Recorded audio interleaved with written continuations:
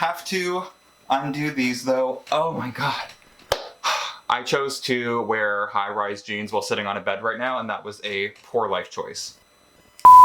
What's up guys, welcome back. It's Dylan, or if you're new to my channel, welcome. So for this week's video, first of all, I have tried filming this video 4 to 5 times, mainly just because of trying to get like accustomed to this new house and like the lighting conditions and all that. Like this house gets really crappy lighting, and I am so happy that I bought those soft boxes. I didn't have to use them for like a solid year or so when I was at my other place, but now I'm using them every single day and I'm very happy that I got them.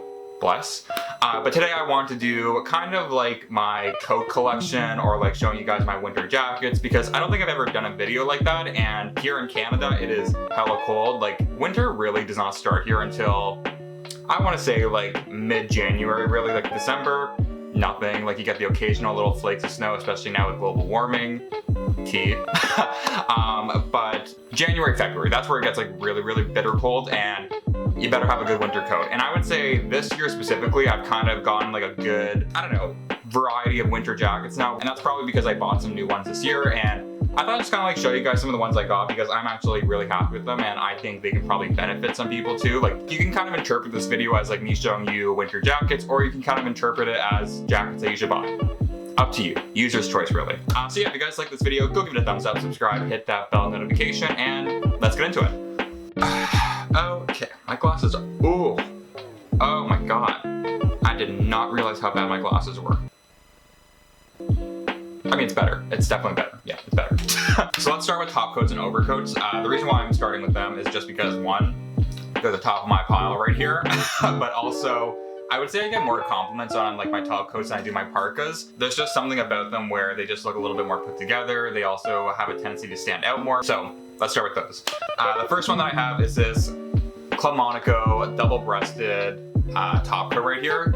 This one I would say is probably my favorite coat that I have ever bought. Maybe, actually that's not true, because I do have some other ones, but this is definitely one that I always gravitate towards. Like I grab this one like whenever I'm going out somewhere or I need to get something quick. I just throw this one on and it just makes me feel good, but also looks good as well, no matter what I'm wearing. It's also one of those pieces that it was not cheap. So this jacket right here was, I want to say around $700. So affordable luxury pricing, which is pretty much what Club Monaco is. It's part of Ralph Lauren. I've had this one for almost 2 years now, around that mark, and it still looks very good too. Like it doesn't show like any sign of like wearing really, aside from like the arm area, and that's because I bend my arms. And the one reason as to why I really gravitated towards this one is because it's a double-breasted top coat. I've had single button or single breasted coats for, I want to say the majority of my life really, aside from like pea coats. And I just found now that I've gotten a lot taller and broader, like I'm 6'3", something about a single breasted coat in relation to like the fabric to button ratio just looks so off. In my opinion, it just doesn't make me feel good. I always just feel so uncomfortable wearing them. But also I want to say something about my very Leo self loves the drama and the exaggeration that a double-breasted coat has when it's like flowing in the wind. Like I am that bitch when I am walking with this coat. Like I will leave it open just so it can blow in the wind. So very extra. It was definitely one of my more expensive purchases, and that's kind of the way I shop when I do buy something a little bit more expensive. Like I want something that's gonna be timeless, not go to style quickly, gonna fit me for a while. Like this one I got in a size 44, even though I wasn't a 44 when I first bought it, because I want things to last a long time when they're expensive. Now that being said, I do buy things that are a little bit more affordable, and when I do buy things that are on the affordable end of the spectrum, I have a tendency to play around with like color and everything too. So this one right here, which if you are someone who is like into fashion or like lives downtown, into like the whole blogger scene, you know this coat. This coat, I cannot tell you how many people were wearing it when it first came out. Like it was something that just like everyone snatched up. I want to say it's because of like, there's a few reasons why everyone snatched it up. One, this rust orange color is like stunning, and the fact that H&M did this color like without messing it up is like impressive in my opinion, because they, I don't know, something about affordable brands, they have a tendency to kind of like make themselves different or like want to do some weird crap when it comes to colors. So the fact that they kept this like a very neutral rust orange color for men, amazing. But also I will say that this is like one of those coats that like it was like perfectly on trend when it came out. So this one is like a double-breasted overcoat, timeless like color really, because rust orange in the fall is something that never goes out of style. And so that being said, I don't really wear this one a lot in the winter per se because of the coloring of it. Like something about this rust orange looks so great in the fall that I just think it should have its moment then. So with this coat, you definitely get what you pay for. $129, you're not getting something that's super bougie or like refined or structured, blah, blah, blah. Definitely you can get the look of Clemonico with an affordable price. And considering I've had this one for 2 years now, this has definitely been an H&M piece that has lasted a lot longer than I expected it to.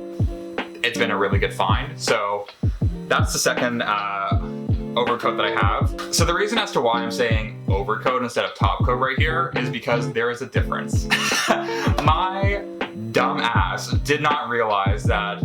I mean, I knew there was a difference, like full on. I knew there was a difference because obviously they wouldn't just name a top coat and overcoat, name them two different things if they were the same. I literally went to school for fashion, like paid thousands of dollars to go to school for fashion to not know this crap. In my defense, they did not teach us this crap in fashion school. But overcoats, they go over coats, so they're meant to be worn with like tons of like layering underneath, like a suit pretty much. So that's why it's an overcoat. Top coats are just meant to be pretty much your coat on top of like whatever you have on, like very thin layering. So the sizing is going to be quite different between a top coat and an overcoat. So this one right here I got in a size 42 because it's an overcoat. This one I got in a size 40. Tell me why it's a 40, I have no freaking idea. I think there is definitely a sizing issue there for sure, like they just messed up real freaking hard. So I originally ordered this in a 44 because I thought it was a top coat and I was like, sick, they have my size. Which by the way, I got this one from, not this, I got this one from Simon's, which is like, I want to say the Canadian version of Nordstrom really. Like they have really, really good things there and they are also very affordable. I originally got this in a 44 and I wasn't actually looking to buy another top coat to be honest, but I must have put it out in the world and the world must have like responded quick because I literally said the day before I got this one that I wanted a double-breasted houndstooth top coat. That's just something I wanted. It wasn't like something I really, really needed, but I wanted it. For some random reasons, I looked on Simon's website and they had this coat for $80 freaking dollars. Originally $380. So I couldn't turn down a deal like that because that is such a freaking, like that's cheaper than H&M. That is cheaper than an H&M top coat. Arrives to my house, it is so massive and I am 6'3". 6'3" and freaking broad and this thing was massive. So if you were someone who is 6'5" or like whatever, shop at Simon's because the sizing is very generous there.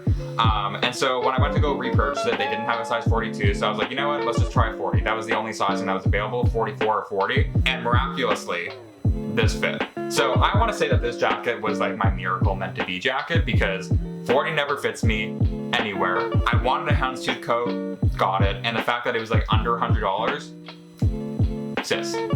What? I don't know why I snapped. Sis. Like to find a houndstooth double-breasted overcoat is like definitely something that I have struggled to find, and the fact that I did find it is like something I'm very grateful for. But yeah, overall, like it's a really, really nice freaking coat. I absolutely love it. That's kind of like the top coats and overcoats that I have. Now let's move on to Parkas. Just need like another sip of this coffee.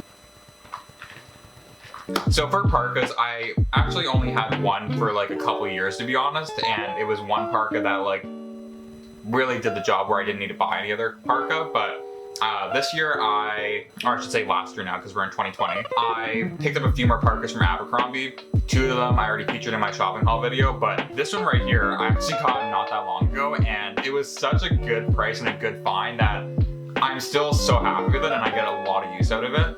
So it's this bomber style parka right here in this cream color. I think it's originally around 200 or something like that. I got this parka. Ooh, my God. I got this parka for $40. $40. I have no idea why Abercrombie marked this color and this style specifically down so low. It blows my mind. And I don't know Why? Because this color right here honestly was like my favorite one out of all of them anyways. Like, and I don't actually lean towards bomber style anything for the most part, just because I am fairly tall, that I just find bomber styles have a tendency to be like, I don't know, a little awkward on me. But this one I was willing to take the risk, and I'm actually really happy with it. I've kind of changed my opinion about bomber style jackets now, just because I think they're a little bit more on trend, especially like the puffer, oversized, marshmallow-ish coats have been really on trend lately. So this one I really love. It was only $40 too, and that's actually kind of why I bought more affordable parkas recently, is because if I'm doing something in the winter, if I'm going to someone's house, I don't really want to wear my expensive parka. Like, I have my one super expensive parka, and I always, whenever I would go to someone's house where they were either kids, animals, whatever, I was so anxious the whole time just thinking about what could happen to that parka, because I did not get this parka gifted. I spent my own money on it and I'm just like very protective of my clothing, and I'm very protective of things that I spend money on. Okay, now I got these ultra parkas right here from Abercrombie. They're more of like a mid-thigh length, really. They're not super long, but they're just like a good longer length than a bomber jacket. So I got in this like green color with like the brown corduroy and like detailing. And then I got it in this like blue-gray color right here. The colors on them are just so clean and like just perfectly minimal, muted. Like, this blue-gray color is like stunning in my opinion. This olive green color to me is just like everything. So they really killed it with the colors, which is why I was kind of gravitated or drawn to them. The exterior of the jacket itself, it definitely feels a little bit more casual. Like, it's very suede-like, as opposed to the bomber where it has more of like a synthetic feel or like a ski jacket feel. So these ones are definitely more casual. Overall, it's a really nice parka. This one was originally closer to $300. I got this one for around $90. It was a really good find. Like, both of these were like $90 or $80, something like that, because it was after Boxing Day. It was Boxing Day, New Year's time, so things were really cheap. I had a coupon, it was marked down. Really good find. There's one bar left, a battery on my camera, and I have one jacket left. Let's do this. This parka right here, and my last jacket of this video, is one of the most expensive pieces of clothing that I've ever bought. I don't think I've ever, or probably will ever, spend like this much money on something again, unless I replace this one at some point, or if I'm just doing financially well.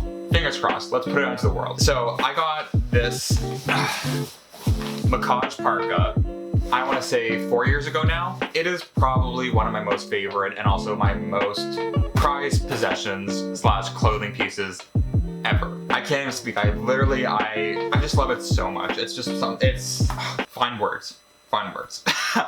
So this parka right here, it was around, it was over $1,000. Let's just say that. It was over $1,000. This parka right here, I got it when I was going to school and I was living downtown, and I would walk everywhere. So much so, but for some reason, like, when I was living downtown, winter was like aggressive. Like, it was very aggressive back then. Like, the snow was very high, winds were strong, like, it was not playing around, and now it's just like not the same. It's so well designed and it's just so unique looking at the same time that you just know it's a Macaj. The one reason as to why I gravitated towards a Macaj parka, like the brand itself, as opposed to Canada Goose, Red Sack, is because there's not a lot of branding on the parka itself. Like, when you are paying over $1,000 for a parka, you don't feel like being a walking advertisement for that company. The thing with Macaj is that they're just very minimal with their branding and logo. Like, they actually let the design itself be their branding. Now, this parka I only wear if it's like a really cold day, or if there's tons of snow, because I know that this is gonna do the job for me without having to worry if I'm gonna be too cold or not. I'm very careful with where I wear this, but I'm really happy with this one, and it's, like I said, my most expensive piece of clothing that I've ever bought, and I'm still so happy with it. Okay, so those are all my winter coats that I have, from my expensive top coats and parkas to like my affordable, more statement pieces. I would say I have a good variety at this point where I don't really need any other coats really. Like, I'm very happy with what I have. I have a good versatility of jackets when it comes to weather conditions, price, style. So yeah, if you guys like this video, go give it a thumbs up, subscribe, hit that bell notification, and see ya.